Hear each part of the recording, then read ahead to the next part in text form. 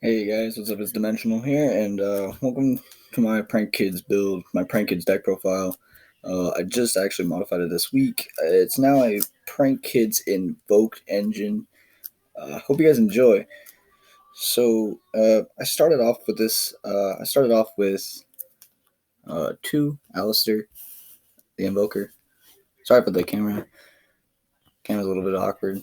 It's not the greatest camera, but it's fine. Two Alistair. I decided running him at. I was running him at 3, but then I was like, well, it's not upping my consistency any. So I figured 2, and then 2 was great. This is a 41 card deck, by the way. And then we are going on to 3 of each Prank Kids base monster. 3 of each. There was a time I was playing Roxy's at 2, but then, because you can, there's a reason why. There's a secret tech in here that I really think was really good.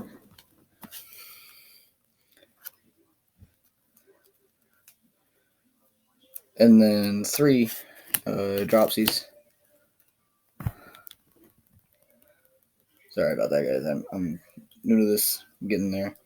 And then 3 Roxy's. That's on for the main monsters.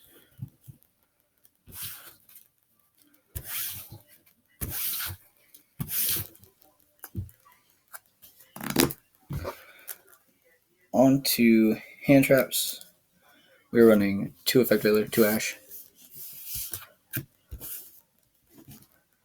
Now, I know this is weird because we're kind of leading out of a hand trap meta, but I'm seeing more and more reason to play these more often just because I see these mostly for my Sky Striker matchup, and especially Effect Veilers against my Thunder Dragon matchup, because if you can stop Colossus or not Colossus, if you can stop Titan from destroying a card on your field, you can really just essentially go off. Especially if you combo off with Battle Butler, he can't protect himself then. So I mean, it's pretty good. And then on for the one of the deck, we are running 1 King of the Swamp. King of the Swamp is a pretty good card. He's a poly searcher. I mean, I am running 3 poly. I used to run him at 2, but it didn't seem to work out so well. It really kind of just, I don't know. It seemed really cloggy, seemed really bricky. I didn't like it so often, but it worked fine. Oh, my bad about the Prank Kids. I don't think I explained to you what each of them did. My bad about that, guys. But I guess I can do that now since I didn't do that. I guess I'll do it just now. So we'll just put 1 of each right now. So Fansies, Lampsies, Dropsies, and Roxy's. Fansies, when he's sent to the graveyard from a fusion or link summon of a Prank Kids monster, he can send a Prank Kids card from your deck to the graveyard, so you can send any of your Prank Kids cards. You mostly want to use this to send your Trick Trap card, which is Plan. You want to send that to the graveyard because that's really good in the graveyard, and you can special summon. They each have the same effect that they can special summon off of their base effects. Lampsies inflicts 500 damage to your opponent. This makes you gain 1,000. Dropsies gives you 1,000 life points, which this is really good. This one, in my opinion, is the best of them all. All these 2 are really good combo together because this puts you at a 1,500 life point differential over your opponent, and it's really good to have these 2 in hand. And then Roxy's, the newest edition from Soul Fusion, from the Savage Strike set actually is when it was technically introduced, but it was introduced in the special edition for Soul Fusion. I got all mine from that. He allows you to banish a card from your hand, draw 1, then special summon a Prank Kids monster. So it's pretty good.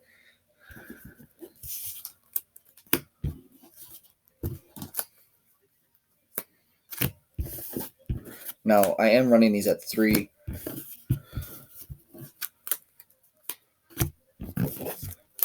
And Alistair, I'm pretty sure y'all know who Alistair the Invoker is. If you don't, I can explain to that later in a later video. Now, on to the field spells. We're running 2 of the Magical Meltdown, 2 Prank Kids Place, and 2 Terraforming. So essentially, we're playing almost 3 copies of each.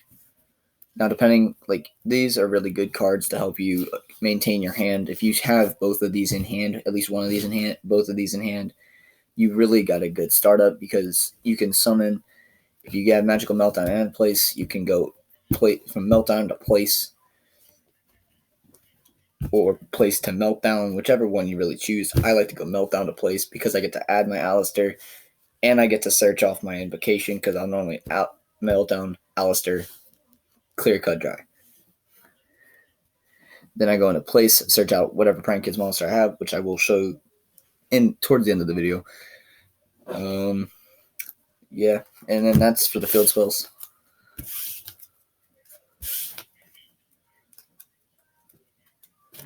Sorry about these guys, I'm very new. Onto fusion, onto other normal spells, basically. 3 poly. 3 Prank Kids Pandemonium.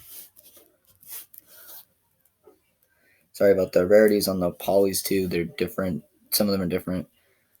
I couldn't get them all in the same rarity. Then for the non, so 3. We got. Hold on. Sorry about that, guys. 3 instant fusion.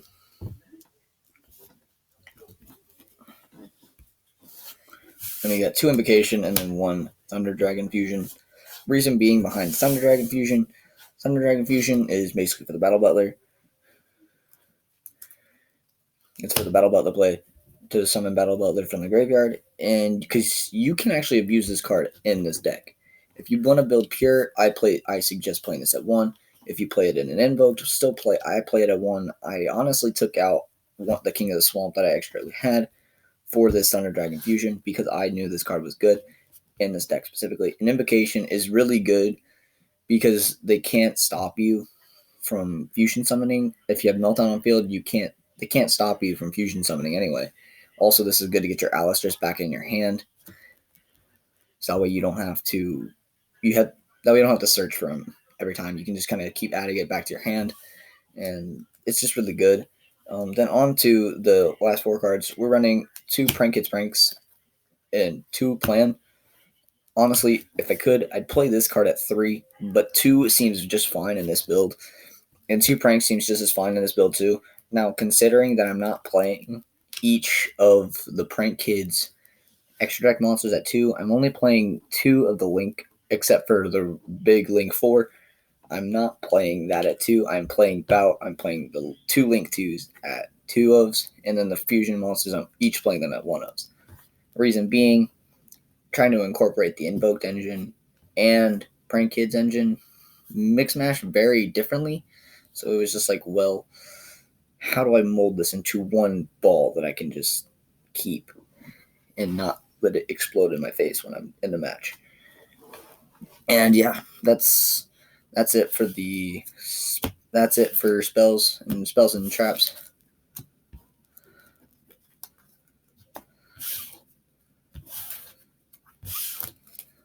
Now onto the extra deck. Sorry about that, guys. We are running the Totally Awesome for the dropsies. Invoked Cocytus. Like I said, 1 Rocket Ride, 1 Weather Washer, Purgatrio, Mechaba, and Battle Butler. Now, reason behind Cocytus, which I probably will, I do have a side deck. I will show the side deck too. So let me just get that out too.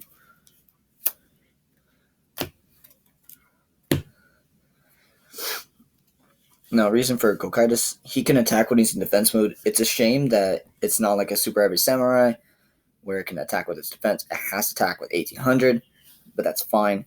Purgatrio, he's just really good. He can attack each of my opponent's monsters once per turn, and then he gains 200 attack for each monster they control. So if your opponent summons like a big board, especially going up against like Crusadia Guard Dragons, they can summon a board of 5-6 negates.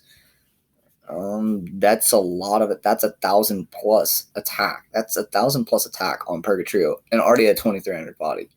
So that's pretty good. Mechaba, he's just really good. He's the really good invoked monster. Toad, he's just It's Toad. What do you think? Your opponent activates like a freaking Solemn Judgment? No.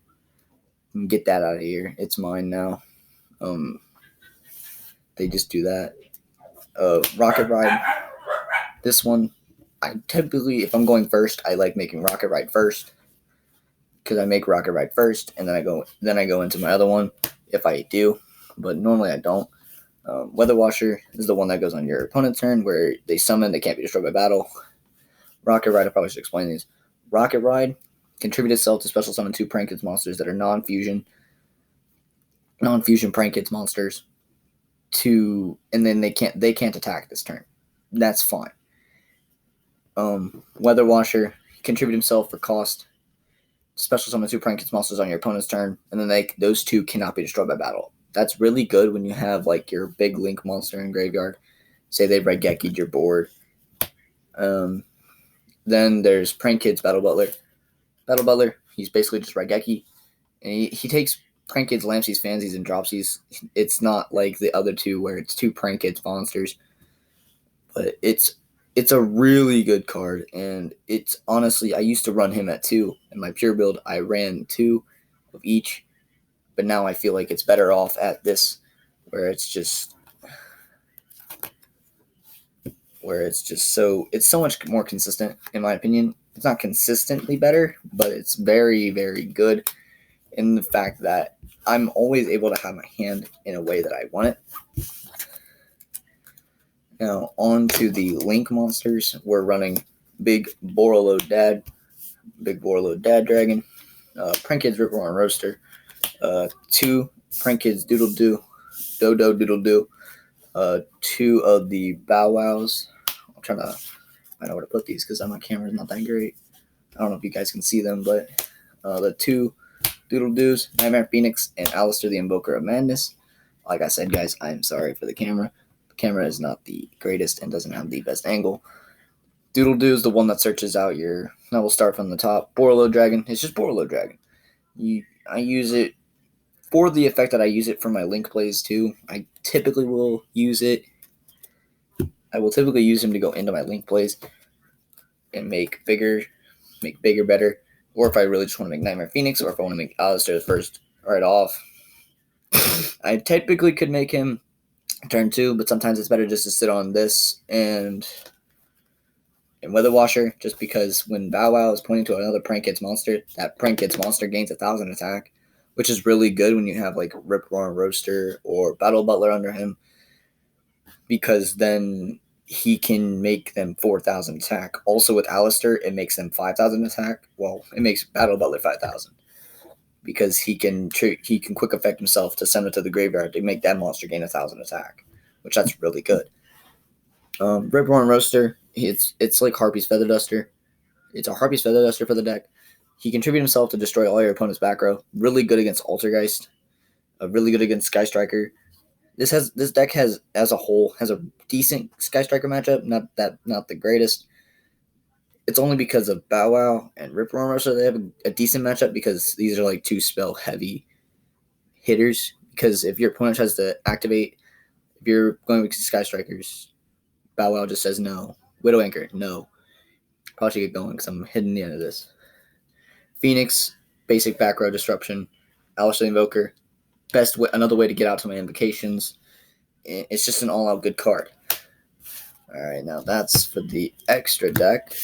Now on to the side deck. Side deck is a lot of traps, 1-ups for the deck. For the extra deck, Mind Drain and Imperial Order. Mind Drain is basically kind of like Skill Drain or Soul Drain, except this hits cards in hand. This is really good against Danger Thunder. It's really, really good against Danger Thunder. It's so incredibly good. Imperial Order, it's just Imperial Order. Your opponent can't activate spells, and you have to pay 700. Also, I had this prepared for the big matchup against like Sky Strikers, because I know they're one of the best decks of the meta right now. Anti-spell Fragrance, they have to set their spells before they activate them. So it's just simple as that. 2, there can only be 1. This is really good against Thunder Dragons as well. it's really good because if they can only control one thunder monster or one dragon monster, but most of their monsters are thunder, so they don't have to worry. You don't have to worry about that. If you flip this on them, they're probably not gonna scoop because they'll find a way to get rid of it. But that's fine as long as you can stun them for a little bit. If you can somehow stall them out, that's gonna be great. 3 red reboot. This is mainly for the Altergeist matchup, and you can use this card from hand. Let me read its actual effect. When your opponent activates a trap card, negate the activation. If you do, set that card face down, and they can set one other trap directly from their deck. And for Relisa's turn, after this card resolves, your opponent cannot activate trap cards. Really good against Altergeist since they're a trap-heavy deck.